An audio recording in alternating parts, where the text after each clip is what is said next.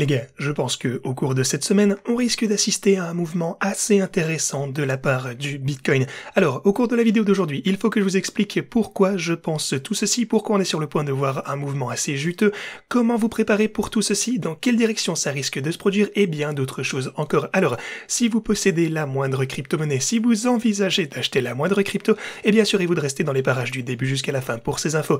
Bienvenue à tous, je m'appelle Maxime et je vous apporte chaque jour des nouvelles vidéos en français sur les crypto-monnaies. En vous apprenant comment vous faire de l'argent sur ce marché. Si vous êtes nouveau sur cette chaîne, alors soyez sûr de vous abonner et d'activer la cloche dès maintenant. Ok, allons tout de suite dans le vif du sujet. Ce qu'on peut voir pour le Bitcoin ici sur l'intervalle de 4 heures comme d'habitude, c'est que, eh bien, on a en fait poursuivi notre trajectoire à la baisse. Pour le coup, rien de neuf de ce côté. Vous pouvez voir qu'on a, eh bien, ici ce triangle descendant qu'on était en train de former hier. Et donc, alors que j'enregistrais cette vidéo hier, je vous parlais de cette chandelle ici, le fait qu'on était au-dessus de ce niveau, mais par contre, effectivement, comment on pourrait avoir un retracement un peu comme on a pu le constater juste ici. Donc oui, avec ce mouvement, ok, donc ouais, on a tradé brièvement au-dessus de ce niveau, et puis on a de toute façon perdu ce support. Donc c'est exactement ce qui s'est passé.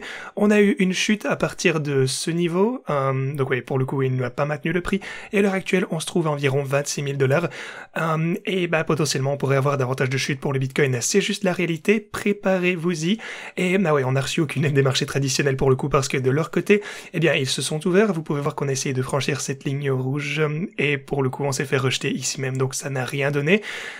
Et donc on a assisté de ce côté également à une évolution à la baisse. Voilà un petit peu ce qui s'est passé depuis hier. Et pour le moment, eh ben, pour être honnête avec vous, je pense qu'on risque le plus probablement d'assister à une continuation de notre progression à la baisse vers la fin de cette semaine. Pour le coup, laissez-moi commencer par vous parler de ceci. Premièrement, l'indice du dollar semble de plus en plus fort. On a eh bien éliminé le précédent. Ouais, en fait, on se trouve ici juste au-dessus de ce niveau de résistance, et donc on est sur le point de dépasser potentiellement même notre précédent swing high ici, le sommet local comme vous le voyez.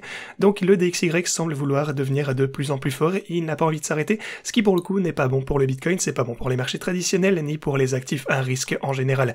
Ceci tend donc à entraîner eh bien d'autres chutes de la part de ces actifs. Pour le coup, pour ce qui en est de mes bots, petite mise à jour, donc à cause de ce retrait, on a accumulé davantage de positions, donc maintenant on est au point où j'aimerais, eh bien, comme d'habitude, en fait, simplement, je vais ajuster les prix de take profit ici, de prise de profit, et rendre ceci le plus bas possible pour que ces bots puissent sortir de ces positions et recommencer un nouveau cycle au plus vite.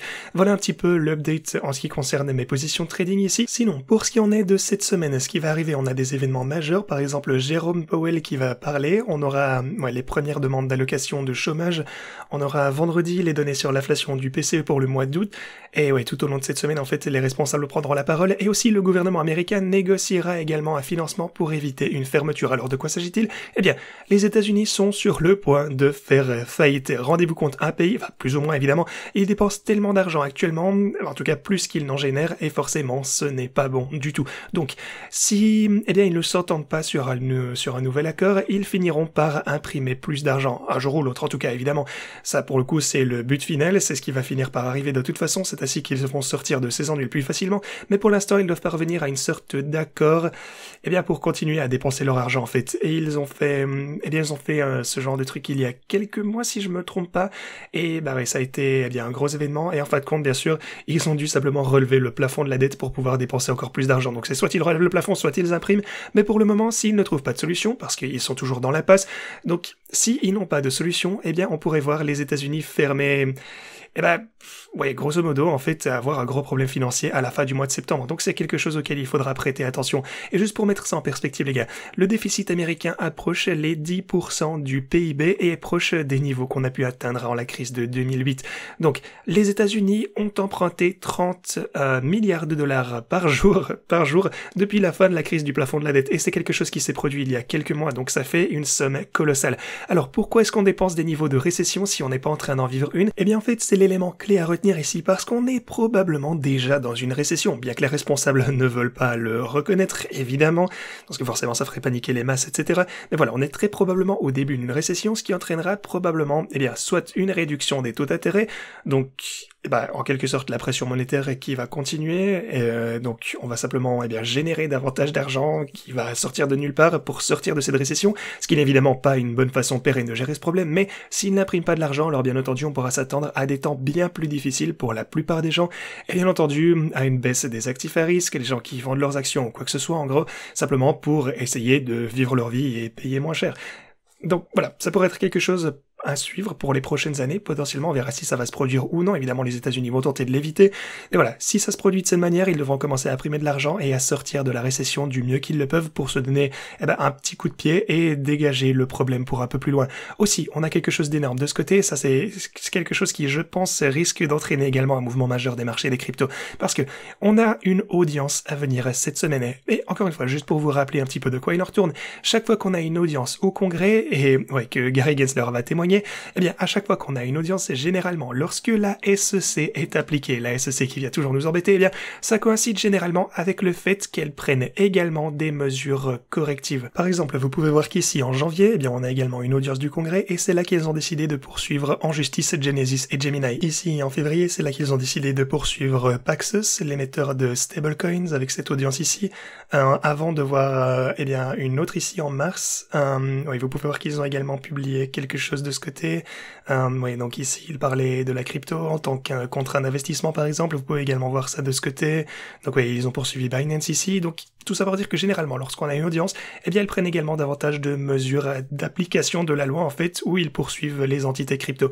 Et c'est également la fin de l'année fiscale pour la SEC la semaine prochaine, et Gensler a témoigné qu'il s'attendrait à d'autres mesures d'application de la loi à l'encontre de la crypto programmée par coïncidence. Alors, juste pour que tout ceci soit bien clair, Gensler a déclaré précédemment que si les États-Unis fermaient leurs activités, il réduirait la SEC à une équipe squelette, donc à presque personne. Donc, s'il veut s'en prendre à quelque chose, ou à quelqu'un, ou quoi que ce soit, eh bien, il devrait le faire avant la fermeture des États-Unis.